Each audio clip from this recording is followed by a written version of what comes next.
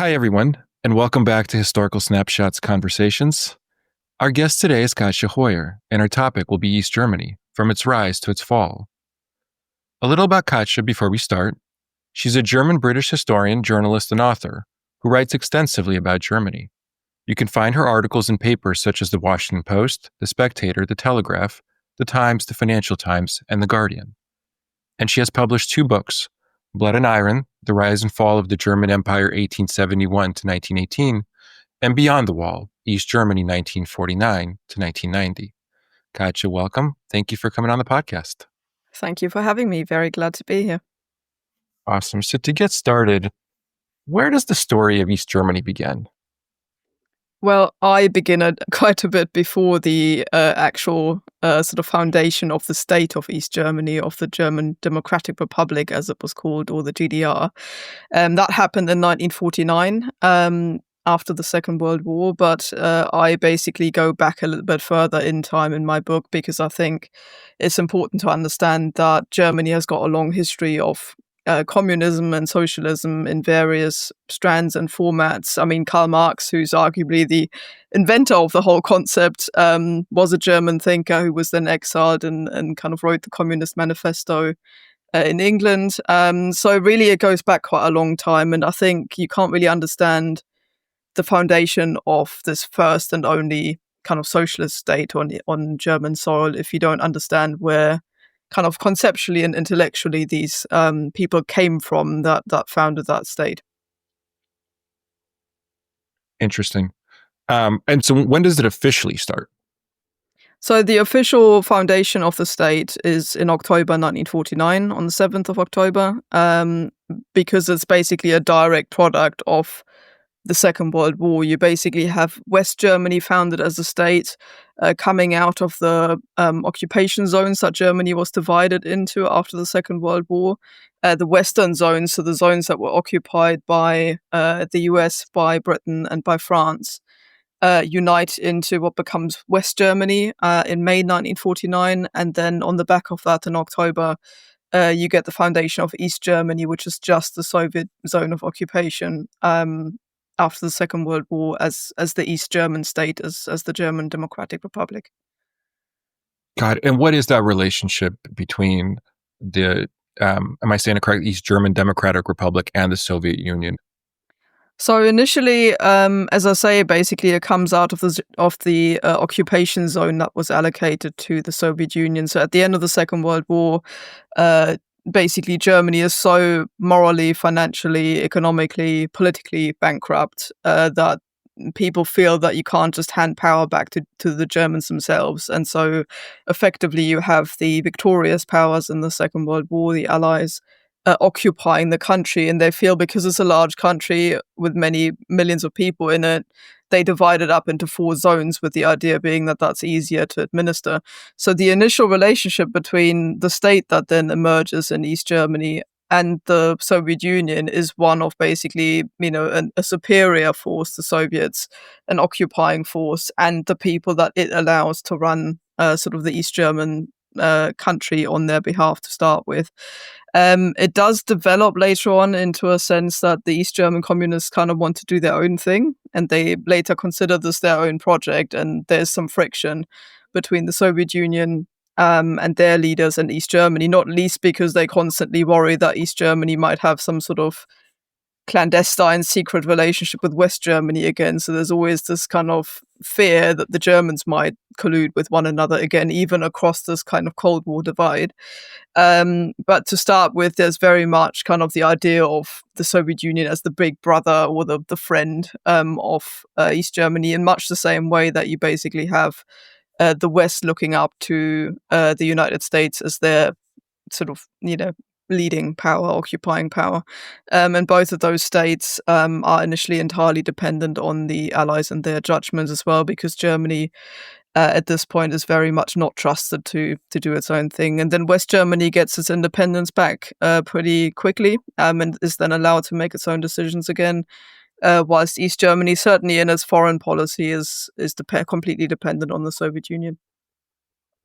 Got it. So as the country is forming, what are the people saying? How do they feel about what's happening in East Germany now?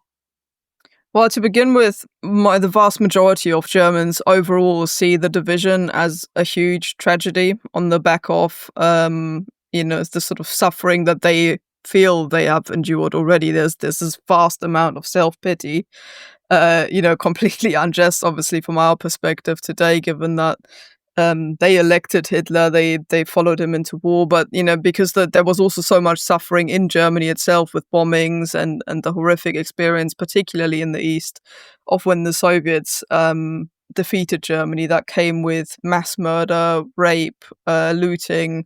It was pretty horrendous. So there's a large amount of kind of self pity. And then the division of the country is seen as extra punishment on top of all of that by a lot of Germans, and they're not happy about that at all. So both sides are basically trying to blame the other to say, they split off from us, or, they're basically trying to convey to the population that it wasn't their fault that the country was split. So people are not happy. And then the way that East and West Germany develop is that basically in the West, the occupying powers or the Western allies decide very quickly to not take any more reparations from West Germany because they wanted to recover. This is basically the emerging Cold War. They need West Germany to be a strong, economically and militarily strong country that bounces back, so that it can be at the forefront of the Cold War. So they basically allow it to recover. There's a lot of money spent on it as well in the form of Marshall Aid, where the US basically invests in it. And it recovers pretty quickly, so much so that in the 50s, people speak of an economic miracle. And then by contrast, in the East, you have the Soviet Union's taking up to 60% of ongoing production of the country. So people have told me when I interviewed them for my book, they were stood there at the assembly lines in the 50s, producing things like tires or machinery or whatever, only for the Soviets to turn up in the evening with lorries and basically take all the stuff that had just been produced. So it was incredibly frustrating for people. They were trying to build back and couldn't. As far as the Soviets were concerned, that was fair enough. They just fought a genocidal war against the Germans. And so basically they were saying, well, we're obviously going to take reparations out of that country. And for them, it wasn't basically as urgent to build up East Germany because they had the whole of Eastern Europe as a buffer zone between them and the West. And so basically there was less of a feeling that it must be Germany that is kind of rebuilt. It could be the whole bloc, basically, that they had as satellite states in their sphere of influence. So really, there's far less of an emphasis on rebuilding and much more of one on, reparations. And then on top of that, you've got a communist ideology that is constantly doing things like reallocating land, disrupting existing structures, so the economy never really bounces back. So East Germans look to West Germans, to their relatives and friends in the West, and they see a country that recovers really quickly and where living standards are very high very soon. And they look at their own country and they don't really see anything moving forward. So then are there any resistance movements that arise from this? So people I spoke with said that straight away in 1949, when the states founded, there was actually a lot of genuine sort of idealism. People felt that socialism might be the answer to move back from militarism and from the sort of aggressive capitalism that they assumed was the reason behind the two world wars. So old people that I spoke to basically said genuinely they were trying to create something new. West Germany said it was the continuity state. It also allowed all the former or many former Nazis back into government and into positions of power, and they didn't want to do that. And they said that this genuinely felt like a new, better Germany. And then this disillusionment sets in very quickly in 1950-51. And in 1953, you get this huge mass uprising on the 17th of June, which nearly toppled the regime. Is kind of people, I think, are often more familiar with the Prague Spring or the Hungarian uprising, but this is the very first kind of mass uprising in the Soviet bloc, as in East Germany in 1953. And the Soviets come in and quell that because the East German state at this point has no kind of military or security forces of its own to do that on that scale. So the Soviets come in, declare a state of emergency, and really brutally crush that uprising. dozens of people dead. Some people are outright executed for it. It's pretty horrendous, and people at this point kind of understand that they live in a dictatorship, where you can't just go out on the streets and sort of, declare that you're unhappy with things and get the government to change its course. Wow. Wow. But before that, in 1952, Stalin does make an offer, an attempt to try to reunify Germany, correct? And can you talk a little bit about that? How does that come to be, and why doesn't it happen?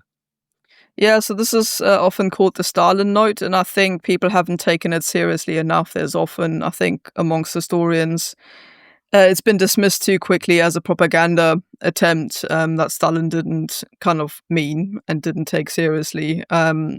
But I think he did, because the problem from Stalin's point of view was that West Germany was beginning to remilitarize.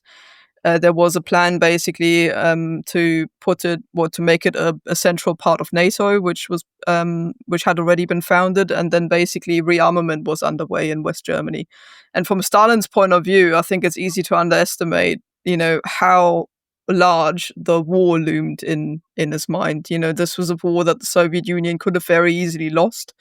It was a genocidal war that wasn't just about military defeat, but would have destroyed the Russian people and other peoples in Eastern Europe wholesale eventually. And he just about won that, and at the loss of about over 20 million people. So this was huge. And we're talking 7 years afterwards, basically, now West Germany rearming with plenty of former Nazis in senior leadership positions. And with the leadership under Konrad Adenauer, the first West German chancellor, he got Eisenhower to say, President Eisenhower, that the German military in the Second World War had fought with honor.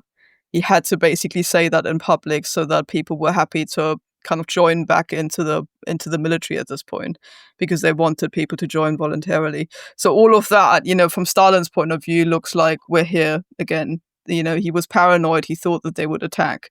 So at this point, at least according to Khrushchev, who wrote about this in his memoirs, he said that Stalin actually panicked. He said he kind of shivered and had outbreaks of sweat, and then didn't kind of, felt that this was going to happen all over again.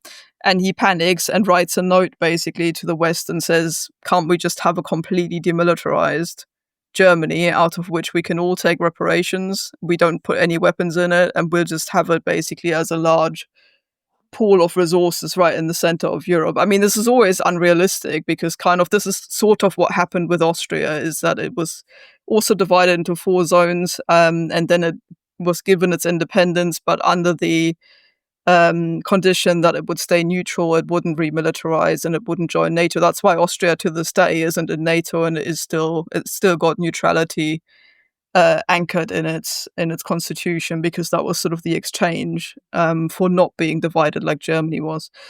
So there is a kind of model there, but it's completely unrealistic to do that with Germany, because it's huge and it's right in the middle of Europe, and it was potentially a threat, and there's no way both sides would have just left it alone in the middle of the Cold War with it sitting right in the center of that divide. So I think Stalin genuinely panicked. I think he genuinely hoped to just try and see what happens, in the hope that it would stop the West remilitarizing. And when that didn't happen, he basically then went to Walter Ulbricht, the leader of East Germany, and said, you need to remilitarize as well. And then basically East Germany does the same thing and sets up an army, becomes part of the Warsaw Pact, which is the counterpiece to NATO, and basically does the same thing, but on the back of that, basically. Got it. So we have this attempt, and there is an uprising. How do we get to the decision that there's now going to be the Berlin Wall, and how is that decision carried out? Yeah, so people, I called the book Beyond the Wall, because I always find, talking about East Germany as a state where I was born as well, and you talk to people about that, and then people say, wasn't it all about everyone trying to flee across the Berlin Wall and getting to the West? And you're kind of saying, well, there's a whole country, and a culture and a society and everything else. And yes, the wall was a huge factor, but it's not the only thing that defines Germany. And in that East Germany, and in that debate, I feel people forget that the first decade, really from 1949 to 1961, the Berlin Wall wasn't there. So you basically have East and West Germany, two separate countries, but without the Berlin Wall being a physical structure. It just didn't exist. So if you wanted to flee or move from East Germany to West Germany, all you had to do is go to East Berlin, which was legal. So obviously it was part of the country. It was even the capital. So say if you lived in Dresden, all you do is get on a train, go to East Berlin, walk across the sectors in Berlin. Berlin itself was divided into the same 4 occupation zones as the rest of the country. It's like a mini version, if you will. Walked across into the western sector, and then you just take a train out from there into West Germany, and that was a legal thing to do, and that's why hundreds of thousands of people did it.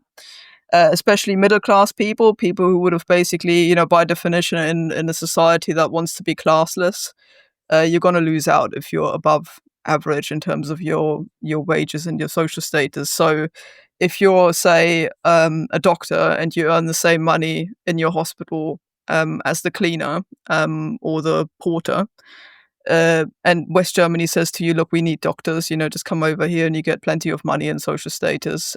People were very tempted to do that. And so especially medical personnel, engineers, architects, people that were really needed to kind of rebuild the country after it was war ravaged, they left, as did large farmers, people who had their land taken away because of East Germany's sort of socialist land reallocation policies.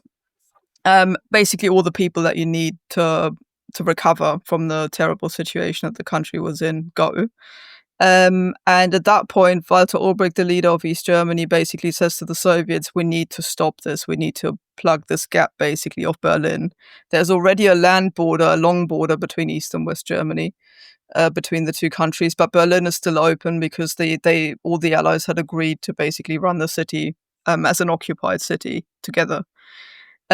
So reluctantly, the Soviets say yes to that in 1961. And then virtually overnight on the 13th of August 1961, that Berlin Wall is put up. And I've got in the book a few sort of eyewitness accounts of people who just wake up in Berlin, in the morning and think, hang on a minute, what's happening? And they look out of their window and they see that, sort of military fortifications and bits of barbed wire are being put up. But this is a country that can't even build housing at this point. They simply haven't got enough building materials to build this huge wall across the city.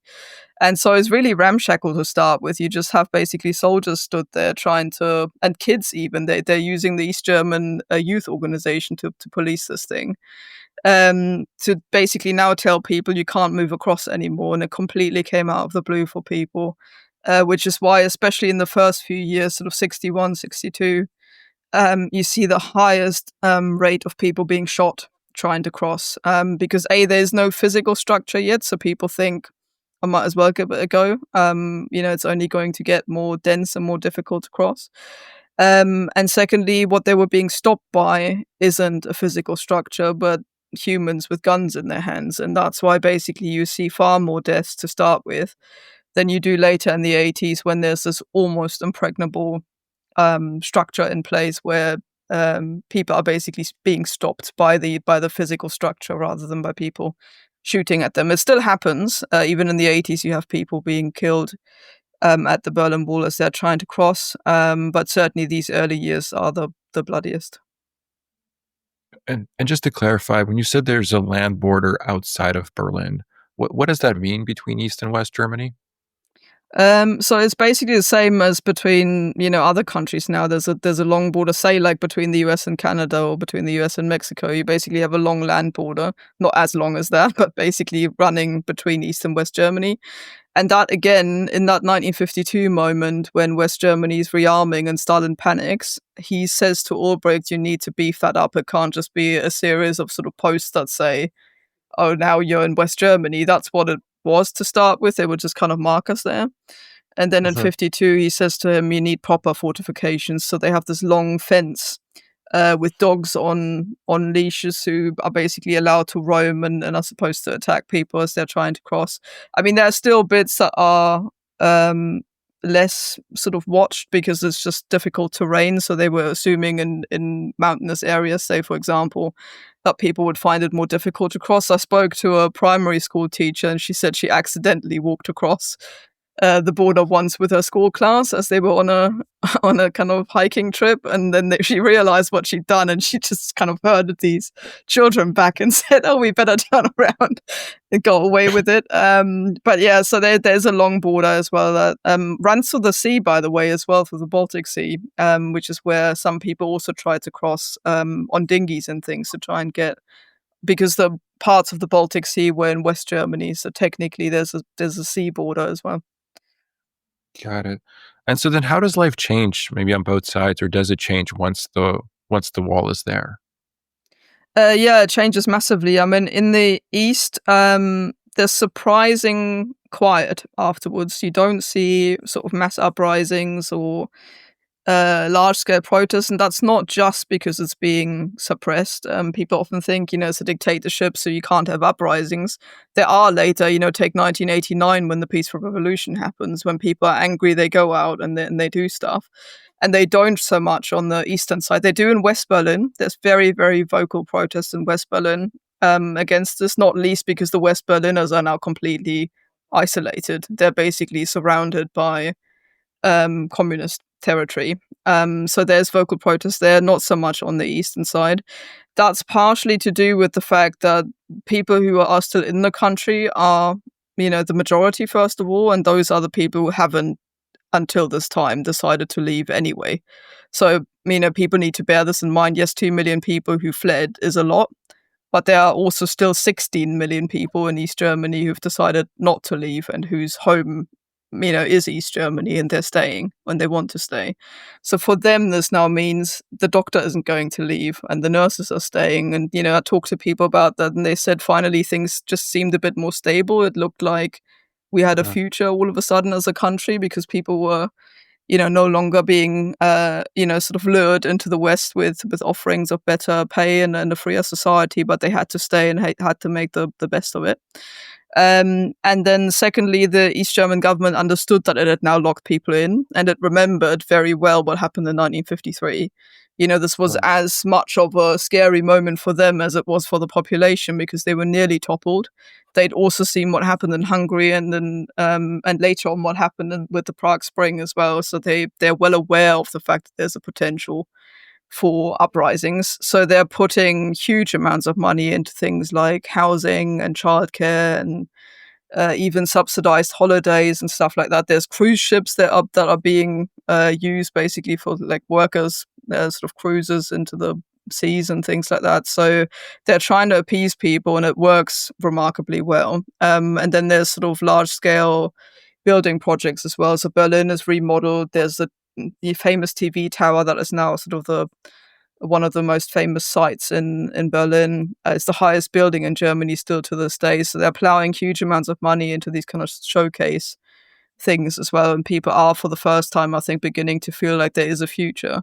And I think what we also forget sometimes today is how, if you're a middle-aged German at this point in the 60s, this is the very first time that you've experienced any form of stability. You go back a little bit, you're in the post-war era with rationing, hunger, disease, and so on. Before that, you're in the Second World War.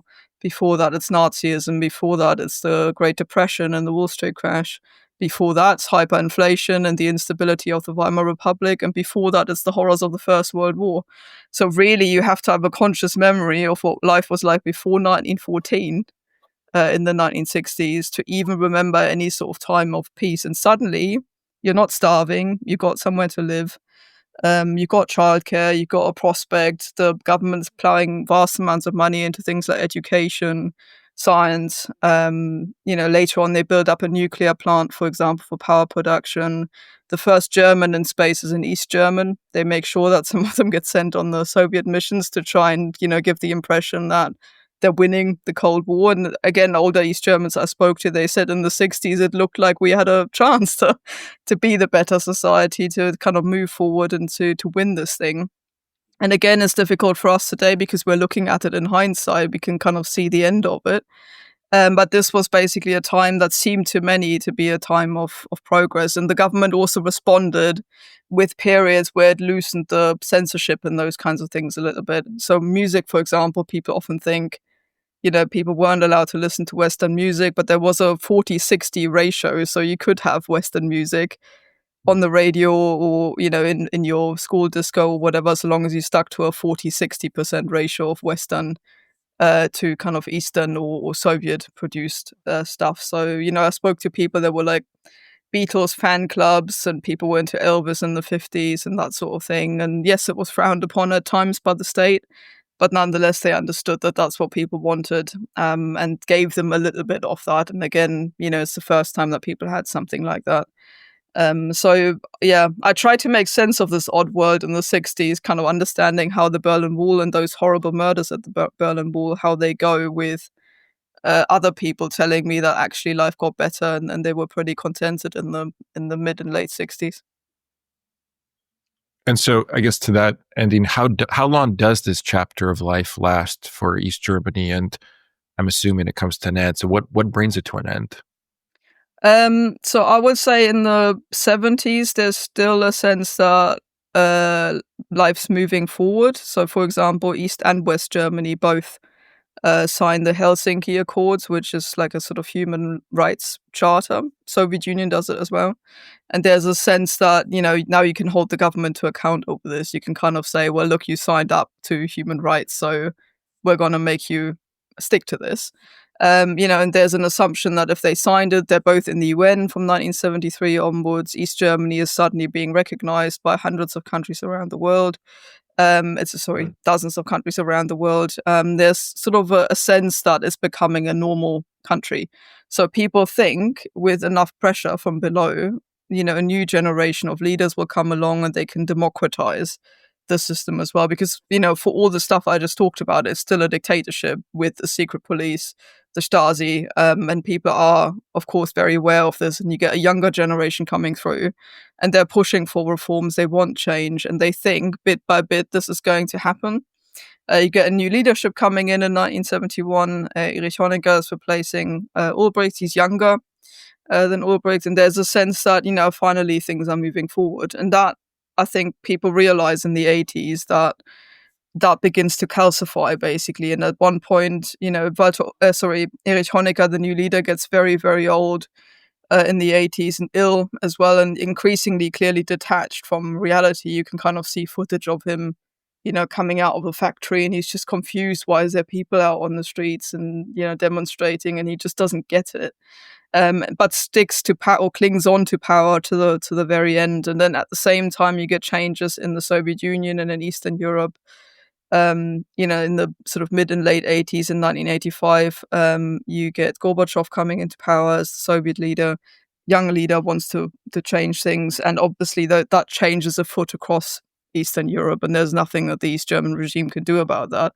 It tries to cling on to power longer than the others do. So East Germans can see, say, things reforming in Hungary and in other states, and they're saying, can't we do the same thing? Hungary is opening its borders with Austria. And Germans obviously look at that and say, we've been asking for the freedom to travel back and forth between East and West Germany forever, really. Why can't we have that? And it's that clinging on that eventually brings this sort of scene to the boil, and then those famous pictures that everybody will have in their heads from 1989, people dancing on the Berlin Wall as it eventually crumbles, comes to a head, basically, and that is known as the Peaceful Revolution, because it's remarkable in hindsight that nothing happened and that this stayed peaceful. And then, once you have freedom of travel between East and West, it only takes one more year from the autumn of 1989 to the autumn of 1990 for Germany to reunify. Throughout these years, was there a lot of social pressure, and I'll state it as an assumption, given that the country was split in half, that a lot of family, a lot of friendships crossing over on both sides? Was there a lot of pressure to unify just because of that kind of unique aspect of a lot of familial relationships? Yeah, I think people forget that sometimes, that it's not the same for countries like Poland, say, for example, where individual people also wanted to leave. and wanted to live in the West. But it was a way bigger hurdle to say, I want to leave Poland to go to the US, say, for example. If you don't have relatives, you don't speak the language, it's a different culture. You don't know if the country gives you a visa, even lets you work, those kinds of things. For East and West Germans, it was always a question of you have the same people basically split across two countries. You have relatives, you have friends in the West. Most people, or many people did. Often, the border was so artificial. It's basically a political product of the Second World War. It just happened to be where the troop movements ended largely. So it's not like a natural kind of border where you say, or that you've got two peoples here already that are kind of split into two. Same with Berlin, you got one city that was suddenly cut into two. It was just completely random. So that added a huge element of pressure.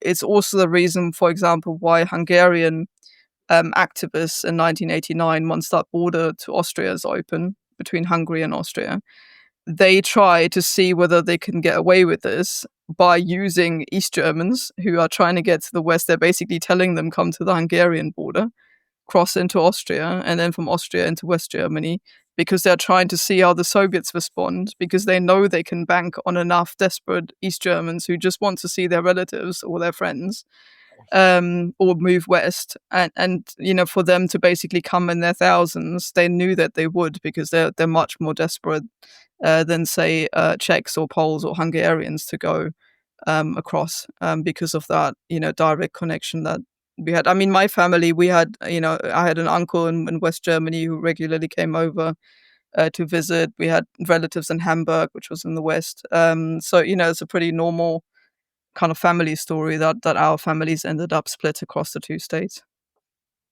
Got it. Got it. So then, um, what does that ending look like? The wall comes down. What does the end look like, and what does the immediate aftermath look like in the country? Yeah, so the Honecker basically resigns, or is made to resign eventually. As I say, he's very old, senile, and also very ill at this point. So basically, the Politburo, the leadership itself, tells him that he must abdicate effectively and go. And he's replaced by Egon Krenz, who's still alive. He's just published his autobiography, or the third part of it. And he's also one of the people I interviewed for my book. And he tried to change things, but not enough and too late. And he knows that as well, as one of the things I asked him about, as well as, how do you feel in hindsight about this whole process? And he said, it was far too little, too late, to offer people something to keep basically the state. It was quite ironic that a lot of the people who'd pushed the hardest for change, a lot of the dissidents, the really brave people who went out on the streets early and really opposed the regime, they often weren't necessarily Western capitalists. They wanted a democratic form of socialism. So I spoke to many Right. of them afterwards, and I said, so how do you feel about this whole process? And they said, we didn't just want to be folded up into West Germany as it was, without a say over, what happens to our culture, to our institutions, to our lives. And that's another sort of story that I think is quite complicated and difficult to see sometimes from the outset, that people had a whole host of different ideas as to what should happen after the wall came down. And then it was basically the masses of East Germans, the bulk of them, who said in the first free election, effectively, that happened in the spring of 1990, they voted for parties that had advocated a quick reunification with an immediate sort of currency union, for example. That was a big issue for the economy. Once you kind of, make the currencies the same, it meant that East German industry folded. A lot of it was sold out very quickly and privatized under very dubious schemes. I know the same happened across the Eastern Bloc, including the Soviet Union as well. Because you have a state-run economy that very quickly gets privatized, of course, this invites a lot of rather dubious processes. So all of that basically had a long afterlife and still has echoes today, because of the economic situation that followed. I think they overpromised as well. There was basically West Germany's Chancellor Helmut Kohl basically saying, you're not going to have any unemployment. There will be flowering landscapes, as he put it, which was a phrase that people used afterwards with a lot of bitterness.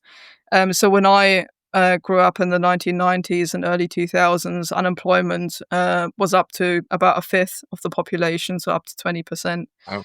which was huge. And it was quite a bleak time, sometimes known as the baseball bat years, because there was so much kind of youth violence and lingering around and all of that sort of stuff going on as well. And people didn't feel like they had a future. I mean, we all moved away effectively at a class reunion a couple of weeks ago, and everyone who was there was from came in from somewhere else. Basically, nobody actually lives there anymore where we all went to school. Wow. Wow. So was there an attempt, sort of maybe in a different form of a resistance movement? Was there a desire to go back to what East Germany had been? No, I think few people would want that. I mean, when you ask people in surveys and things, and you say, would you wish for East Germany to be back or for the wall to be back up? But it's like 10% or so that say that, kind of the old nostalgics who genuinely believed in the ideology as people did at the time. But I think, there's more nuance to that. If you ask people, was there something lost? Most people will say yes, because they do feel that, things like music, culture, art, it was a different way of life as well. To give you one example, most women worked in East Germany. You had over 90% of women in full-time Wow. employment, which is the highest rate ever achieved by any regime in history. And so it was pretty normal for people like me to grow up with both of your parents in full-time work, which meant in turn that we kind of just grew up in a different way. You'd have to sort of grow up faster. You'd have to help in the household. You have to be able to go to school by yourself earlier, that kind of thing. And you just grew up in a completely different way, really, as a result of that. And this is something that a lot of women found very difficult to cope with when the wall came down and suddenly they were told, why don't you just stay at home? Why would you even want to work? And kind of as unemployment spiraled out of control, they were just sort of counted as housewives rather than job seekers when they said, hang on a minute, I'm a scientist or I'm an engineer or whatever, I want my job back. So that was a big issue. Or in the military, all the Germans in East Germany, women were allowed to be in the military. In the West, they weren't. By constitutional law, they were not allowed to be part of the kind of combat troops. And that, for instance, is something that, again, women were just kicked out. Basically, they were just told, like, you literally can't be in our military because, it's illegal to be in there. So those sorts of things, you can take any example, really, societal, cultural, whatever, and overlay that, and you had two different systems emerging. So most East Germans, I would say, older ones, feel that they've lost something. That doesn't mean they want the Stasi and the dictatorship and everything back, but they certainly felt that a part of their lives have kind of just been left behind. Hmm. So how do you think East Germany is remembered? And from your perspective, what do you think is its legacy? Well, part of what I was trying to do with my book, and why it was also quite controversially discussed in Germany, as a kind of contribution to that debate, was that I said, as the title implies, I want to go beyond the wall. I think it should be remembered for something more than just the Berlin Wall. I think it's a part of German history. We're talking 40 years, 4 decades of German history. If you look at when Germany was founded in 1871, it's quite a young country as a nation state. And you go up to reunification, to 1990, then those 40 years are 1/3 of that entire history of the state. It's a long time. It's not just a footnote or a side story where that country was split. So what I and many other East Germans are saying, including Angela Merkel, by the way, I start the book with her because she made the same point, as having been the chancellor for 16 years of the reunified Germany, and as an East German still feeling like she was sort of the outsider in that picture, despite the fact that she was at the top of the whole thing. But what most of us are saying is, can we just be part of the national story? So when you say anything about the history between 1945 and 1990, just tell both of these stories alongside one another. So to give you one example, there was a celebration on the radio last year of the abolition of Article 175, which is the article that made homosexuality illegal for years and decades in Germany, and that was abolished in the 70s in West Germany. And so it was 50 years of, it's gone, and it was a celebration of that on the radio and elsewhere. in East Germany, it was abolished earlier in the 1960s, and there wasn't a word of it in the program, and there was no, discussion of differences in what that meant for society and for the way that people lived, and why it was abolished earlier, and the fact that this didn't necessarily lead to a freer society and all the rest of it. But it would have been a really interesting debate as to what that meant, and at least included as part of the story. And I think that's something that a lot of people feel quite resentful about, and that I would want added basically to the perspectives, that this is part of German history, not a side strand or a footnote. Fascinating. So now, as a historian, what's a lesson, or what are some lessons that you draw from the East German chapter of history? The standard lesson to draw from this, that most Germans, or educators rather, draw in Germany, is that they just folded in together with Nazism as dictatorships. So they sort of call this the second German dictatorship, and it's taught often within the same chapter. So they say these are two German dictatorships, and we should learn from that democracy is the best way forward. I think that's too simplistic. Of course, they were both dictatorships, but they were both very different things that came out of very different circumstances, not least because Nazism was largely consensual, at least to start with. It was supported by the Germans, and there's the biggest question here is why. And that's something to learn from, that people shouldn't be sort of lured back into these promises to then end up with the absolute catastrophe that was Nazism. Whilst with East Germany, it's a system that's artificially introduced to a war-weary and browbeaten people who then sort of live with it rather than support it. It's a very different story in my view. And there, of course, there are questions. Why do people largely accept this? The living standards were sort of just about high enough for people not to have uprisings as they do in Poland, for example, in the 1980s. And there are questions about complicity and about responsibility. But nonetheless, I think there are very different discussions to be had in terms of, how do people respond to dictatorships? What does it mean to live in an unfree society?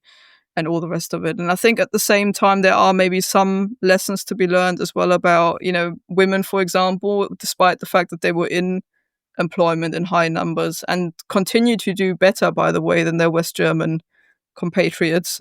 So the gender pay gap in East Germany is much, much smaller than it is in West Germany still today, because women just have a completely different attitude towards work. They treat it very seriously, and it's not something that competes with family in the same way as it does in the West. But despite that, there were still huge issues in East Germany as well, along the lines of how do you make that compatible with family life? How do you make sure that those structures don't deteriorate because you want women to be part of the workforce? There are basically big questions around all sorts of things, from gender relations to housing to healthcare to whatever, where East Germany is an interesting historical case, not as a model, but as something where you can look at what's been tried in the past and why didn't it work. And I think it's too often dismissed wholesale as a let's not bother with it because it was a dictatorship. I think we just have to dare look at some of these things because they were done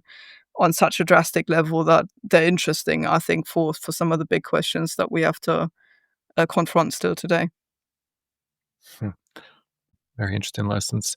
Katja, this has been super fascinating. Is there anything that you feel like we didn't talk about that we should be talking about?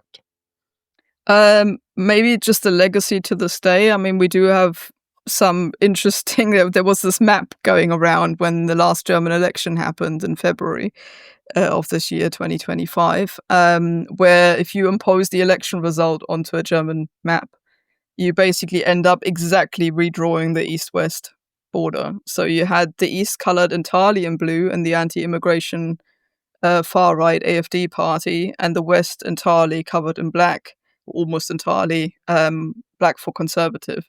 So, and it's not like there's a blurry line or there's kind of one county this way, one county that way. It's the exact line between East and West. And this is something that didn't happen as much in previous elections. It's something that for the first time now is this neat. So it's not like it's a legacy that kind of is a direct line from 1990 to here. So some of these things appear to have reappeared, even though we're now talking 35 years after German reunification. This year is the anniversary. So why have these differences kind of reappeared? And this is something that I spend a lot of my time thinking about sort of these days as to, what's going on there culturally and politically, that suddenly this East-West divide, even with the new generation, with younger generations who haven't experienced it firsthand, is somehow resurfacing. Are there some what and why answers that are emerging? I think when you ask people, because obviously people don't know why they think the way they think, so they'll just tell you that they're right and the other side's wrong. So it's difficult to work out from the outside. I mean, there are certain things like people's attitudes to Russia, for example, where there's a more pro-Russian, or certainly a more I'd say almost fearful attitude towards Russia than there's in the West. There's a sense of, let's not provoke them, let's appease them, we can't beat them anyway. And there are historical explanations for that, I think, that are quite readily applied. It's more complicated when it gets to things like immigration, where there's more skepticism in the East than there's in the West. I think a lot of it is to do with the fact that people just were so overwhelmed with the changes after 1990, and West Germans forget that sometimes, because their lives, for them, it was a news item. Yes, great, Germany is reunified, but it's basically your life continues as before, nothing changes. For East Germans, everything changed. You literally had a very, most people either had a different job afterwards or had no job. You had to adapt to a completely different way of doing things. It was huge. And so there's a theory that they're more sensitive towards political crises now, because they're just weary and tired of kind of constant change, and they were just hoping that things would now get better and stabilize, and that they're maybe therefore more, readily sort of looking at extreme solutions to these issues. You can see it along class lines as well when you look at the north of France, or in the US, the Rust Belt states, or in England, the post-industrial North. It's the same sort of things as well, because East Germany was largely a working class society, less wealth, less income. Still to this day, there are huge differences in income and property ownership and those kinds of things. So there's maybe also a class issue that overlaps there as well. Got it. Well, Katja, thank you so much for sharing this all. It's been a super interesting discussion. And thank you again for coming on the podcast and all the research and writing that you're doing to bring these stories to the world. Been a pleasure. Thank you.